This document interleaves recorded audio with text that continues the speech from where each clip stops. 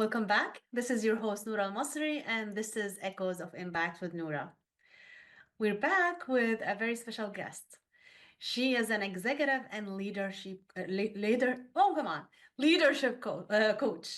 She's an executive and leadership coach, and she's an amazing woman. And I'm not gonna talk a lot about her because, as you know, I like to have my guests introduce themselves.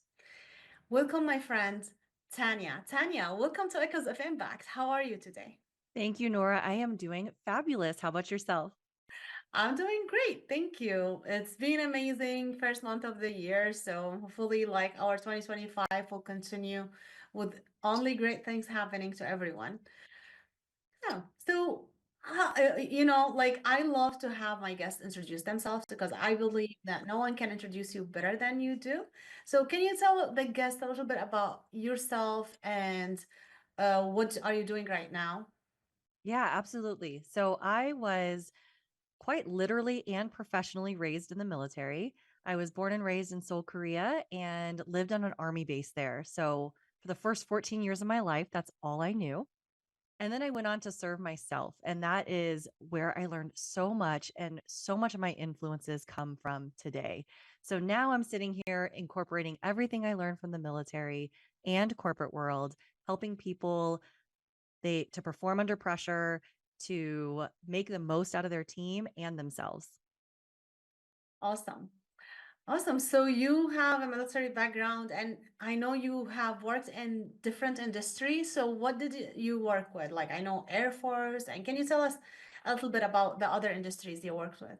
Absolutely. So in the Air Force, I did two main things. I was a jump master and taught people how to jump out of airplanes, and Oh, I was an intelligence officer as well.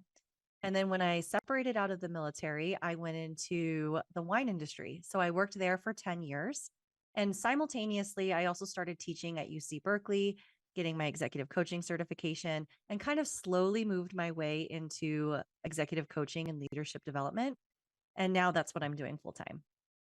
awesome. So why did you decide to do the executive leadership coach? I have been intrigued by leadership and culture for as long as I can remember, mostly because I had no idea what I was doing. And I knew I wanted to be in leadership roles, shape the culture. And so I started to learn about it. And the more I learned, the more I got intrigued by it, the more I wanted to share it with other people. And so it was almost out of necessity. And then I just became obsessed with it. Wow, that's nice. And I can see, like, from your background, like, you worked in the military, and this is like a very different way of leadership. Like, if we're not exposed to the military, we don't really know how it looks like. We hear about it, but we don't, really don't know if we did not experience it. And then the Air Force jumping out of an airplane, like, this is scary for a lot of people. I myself haven't tried that yet. Like, one of the things that I would like to try one day to jump from the plane, but I can imagine like you're training people to do that, and then like you had this collective experience to teach people on leadership. Like, so what do you think from your collective experience? What do you think a very unique thing about your training? Because we hear now like there's a lot of coaches, there's a lot of leadership coaching. So what makes you really unique?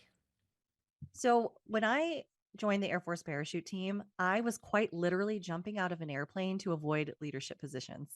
Uh, The Air Force Academy, that's where I did my undergrad. It is a leadership laboratory. It's known as one of the top institutions, leadership laboratories in the country, where their number one goal is to produce leaders of character. And I was so scared of being in leadership because it felt so vulnerable.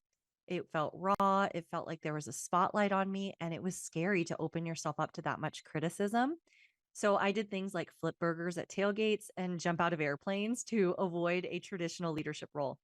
And so what I didn't realize was that the skydiving team is actually what prepared me the most for leadership positions. It taught me how to quite literally override my fight or flight response, because it is not a natural feeling to jump out of an airplane.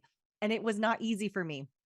It was a lot of being outside of my comfort zone, but it taught me how to operate really uncomfortable, how to operate under pressure, and then how to hold space for people who are operating outside of their comfort zone so that way they can maximize their potential as well. And so I took all of those lessons that I learned from this intense experience and I applied them into my own leadership when I went into the military and into corporate. And then now I teach that to people, even if whether they skydive or not, most people can kind of understand what it feels like. And they may not be literally skydiving, but most people, their nervous system feels like it is.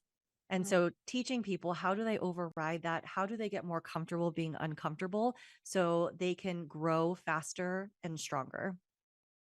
That's really interesting. Like to overcome fear, you did the scariest thing, like I guess. Like I don't know if there's anything other more scary than jumping off the airplane.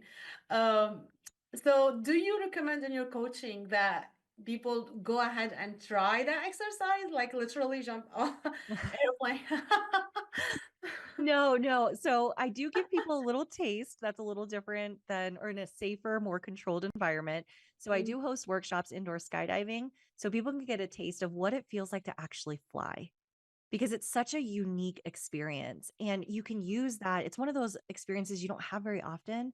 And so when you attach these leadership concepts to this really physiological experience, it makes it stick, it makes it transformative. mm, I just put a group through last week, and one of the participants said, I don't remember what it's like to learn to walk, but I imagine this is what it feels like. It's uh-huh. fun, it's exciting, it's just puts you in this really unique place that as adults we don't feel very often.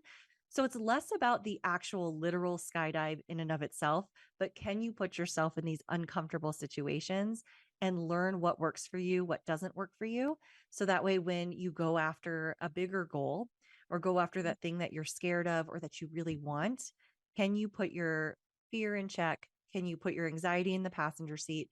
Use them as a compass to help guide you to what's really important, but not let it get in the way, not let it drive.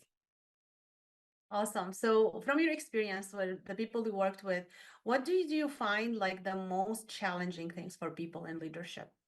Oh, that's interesting. I think most people in leadership recognize that they're either stuck or stagnant, or maybe their team is. Maybe they get a little frustrated that their team is not leaning into their potential fully, and they know that they could be doing more.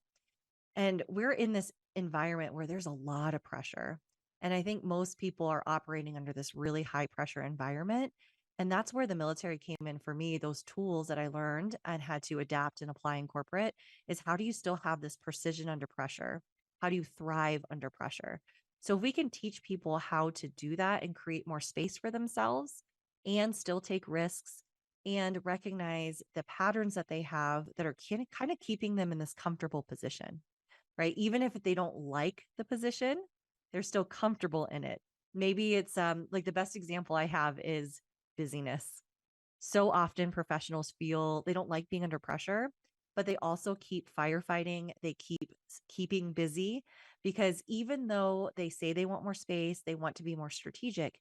Man, does it feel so good to check off the boxes? It feels really good to be needed and to be putting out these fires. So sometimes we can hide behind things like that that keep us from trying something new and doing something different.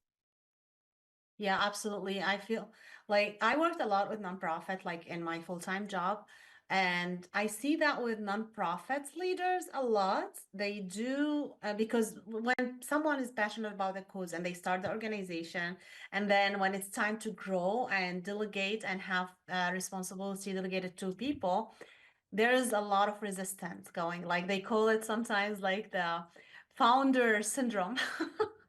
I don't know if this is a real name, but this is how like I heard some people talking about it. Like, okay, this is a founder syndrome.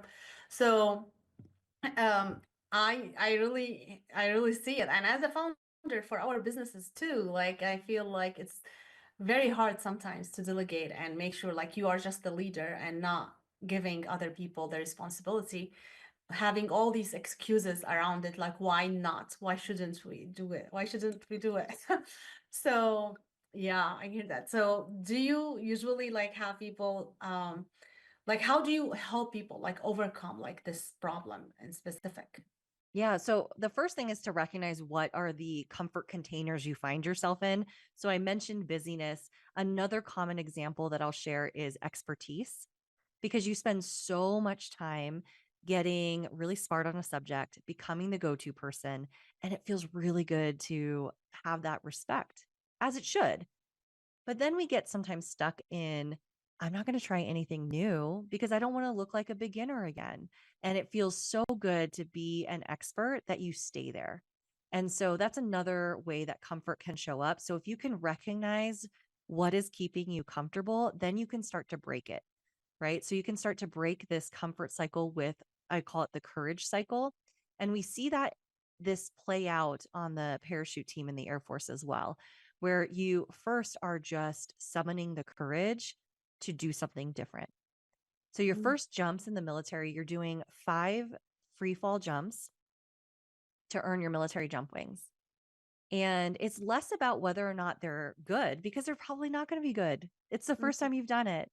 Now, if you're really unsafe, then you may not be able to continue. But for the most part, it's just about, can you summon the courage to do something really scary and just get the reps in? And so if you can, once you do that, then you can start to recognize what's working for you and what's not working for you and move into mastering courage. And so putting the right practices into place on a daily, weekly, monthly basis that gives you the ability to operate outside of your comfort zone more often than not. Are you surrounding yourself with the right people? Are you figuring out how to enjoy the in journey? Can you embrace uncertainty, make more mistakes, and be comfortable with it? So there is this whole area where you are mastering courage. And then the last piece is inspiring courage.